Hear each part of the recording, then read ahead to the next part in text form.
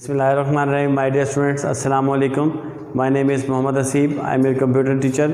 हम लोग chapter number 5 पढ़ रहे हैं और आज हमारा इस चैप्टर का बिल्कुल लास्ट टॉपिक है जो कि हम लोगों ने आज पढ़ना है. थोड़ा सा मैं चाह रहा था कि इसको पूरे चैप्टर को हम लोग रिव्यू कर लें. इस चैप्टर में क्या था, फिर हम लोग अपने टॉपिक की तरफ ही आएंगे क्योंकि सिंपल सा ही टॉपिक है, इसमें कोई इतनी कॉम्प्लिकेशन नहीं है. इस वजह से मैं चाह रहा था कि हमारा जो चैप्टर है इसको हम लोग थोड़ा सा रिव्यू भी कर लें. तो इस चैप्टर में हम लोगों ने देखा पहले सब प्रोग्राम्स क्या होती हैं, उसकी डेफिनेशन, फिर सब प्रोग्राम्स के हम लोगों ने देखे कि कितनी टाइप्स हैं. 2 टाइप्स होती हैं, बिल्ट इन फंक्शन और user defined function. Built in function कौन से होते हैं? ऐसे फंक्शन जिसमें जो प्रोग्रामिंग लैंग्वेज हमें प्रोवाइड करती हैं, ऐसे फंक्शंस को हम लोग बिल्ट इन फंक्शन कहते हैं. यानी जब हम लोगों ने प्रोग्रामिंग लैंग्वेज को इंस्टॉल किया अपने पास, उसको यूज़ करने लगे तो जो चीज़ें उसके अंदर मौजूद थी हम लोगों ने उन्हें बिल्ट इन फंक्शन कहा था. बिल्ट इन फंक्शन फिर आपके पास 2 तरह के थे, न्यूमेरिक फंक्शन और स्ट्रिंग फंक्शन. न्यूमेरिक फंक्शन में हम लोग सिर्फ नंबर्स के साथ ट्रीट करते हैं 0 से लेकर 9 तक, जिसमें हर तरह के नंबर्स आ जाते हैं.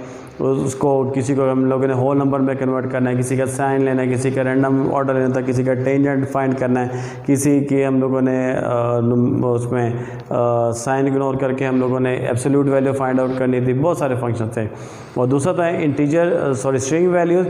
स्ट्रिंग वैल्यूज़ में हम लोग स्ट्रिंग्स यानी अल्फ़ाबेट्स के साथ डील करते हैं. उस स्ट्रिंग की लेंथ देखने के लिए 2 वर्ड्स के दरमियान स्पेस देने के लिए स्पेस का फंक्शन था, फिर टैब का फंक्शन था. इसी तरीके से हमारे पास और भी काफ़ी सारे फंक्शन थे जिनको हम लोगों ने इस्तेमाल किया. सेकंड हमारे पास जो फंक्शन की टाइप थी वो थी यूज़र डिफाइंड. यूज़र डिफाइंड इसके नाम से ही पता चलता है कि ऐसी चीज़ जो यूज़र आपको बताता है कि मुझे क्या चाहिए. अब अगर मैं कोई प्रोग्राम डेवलप कर रहा हूँ तो मुझे उसके लिए जो चीज़ें चाहिए या मैं जो चीज़ इस्तेमाल करना चाहता हूँ अपनी मर्ज़ी के मुताबिक, अपने विश, अपने माइंड, अपनी मेंटालिटी के हिसाब से, तो मैं उनको खुद से डेवलप करूँगा.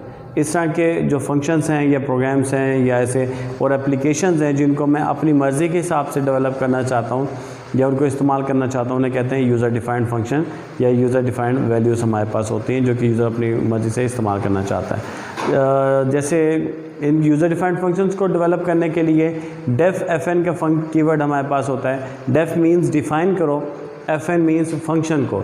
आगे फिर ब्रैकेट में उस फंक्शन का नाम है जिसको हम लोग डिफ़ाइन करना चाहते हैं. मैं फिर से रिपीट कर रहा हूँ, फंक्शन को क्रिएट करने के लिए, फंक्शन को डिफ़ाइन करने के लिए डेफ, कैपिटल लेटर में डेफ, स्पेस दे के FN यानी कि फ़ंक्शन को डिफ़ाइन करो. फिर ब्रैकेट में या आगे उसका नाम कि उस फंक्शन का हम लोगों ने नाम क्या रखना है. अब नाम लिखना क्यों ज़रूरी है? अगर हम लोग अपने फंक्शन का नाम नहीं लिखते तो उसमें ये प्रॉब्लम है कि फंक्शंस हमारे पास बहुत सारे हैं, उनमें से हम किसी एक लेट्स सपोज के हमारे पास 10 फंक्शंस हैं और हम उनको नाम नहीं देते या एक ही सबको नाम दे देते हैं, तो एक तो मेमोरी में इस तरीके से स्टोर नहीं होंगे. सेकेंडली अगर हम लिटिल बिट उसमें डिफरेंस रखते हैं तो हमें पता नहीं चलेगा कि ये इसमें किस तरह का फंक्शन हम लोगों ने बनाया है, किस तरह का डाटा स्टोर है. तो फंक्शन की हमारे हमेशा एक बात ध्यान में रखिएगा, वेरिएबल का नेम, फंक्शन का नेम, प्रोग्राम का नेम हमेशा ऐसा रखें जिससे उसकी वर्किंग का पता चला हो कि इसके अंदर क्या कर रहे हैं. हमारे पास अगर लेट्स सपोज मैंने एक वो बनाया है, एक अगर प्रोग्राम बनाया है जिसका मैंने नाम रख दिया कैलकुलेटर. अब मुझे उसके नाम से पता चल रहा है कि ये एक ऐसा सॉफ्टवेयर जिससे हमारी कैलकुलेशन परफॉर्म होगी. या मैंने एक प्रोग्राम बनाया, उसका नाम लिखा एरिया ऑफ रेक्टेंगल. अब मुझे पता चल रहा है कि ये जो प्रोग्राम है, इस प्रोग्राम में हम लोग रेक्टेंगल का एरिया फाइंड आउट कर सकते हैं. एरिया ऑफ सर्कल आ गया, या हम लोग square, how to find the square या क्यूब. तो प्रोग्राम का नेम या वेरिएबल का नेम ऐसा रखें जो प्रोडक्टिव हो, जिससे हमें पता चले कि इसके अंदर क्या हो रहा है. जैसे मैंने आपको वेरिएबल के नेम के बारे में भी कई दफ़ा मिसालें दी हैं.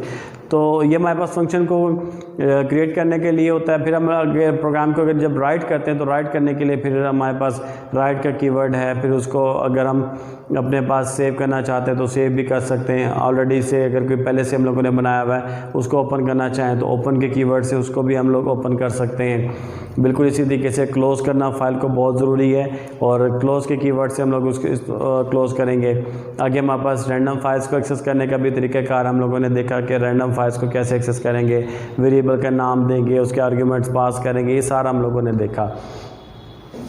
फिर हमने इसको कैसे सॉर्ट किया। आज हम देखेंगे अपना जो लास्ट टॉपिक है वो है रीडिंग रिकॉर्ड। रीडिंग रिकॉर्ड का मतलब ये है कि हमारे पास मेमोरी में जो रिकॉर्ड पड़ा हुआ है उसको हम लोग एक्सेस करना चाहते हैं तो कैसे करेंगे। ये बिल्कुल आप ऐसे समझें जैसे हमारे पास फाइल को हम लोग ओपन करते हैं ना, वो भी हमारे पास मेमोरी में सेव पड़ा होता है। हम उसको एक्सेस करने के लिए ओपन का कीवर्ड यूज़ करते हैं जिससे हमारे पास वो फाइल ओपन हो जाती है। इसी तरह से रीडिंग रिकॉर्ड का मतलब ये है कि मेमोरी में डाटा सेव है, हम लोग उसको अपने पास एक्सेस करना है। कैसे? गेट स्टेटमेंट की मदद से हम इसको डाटा को एक्सेस करेंगे, जबकि डाटा को वहाँ पर राइट करने के लिए हम लोगों ने पुट का कीवर्ड यूज़ किया था। ये उसके बिल्कुल अपोजिट होता है। इसका कीवर्ड क्या है? Get number buffer, record number और रिकॉर्ड नेम। बिल्कुल वही सिंटैक्स है जो वहाँ उसका था हमारे पास राइटिंग के लिए, सॉर्टिंग के लिए।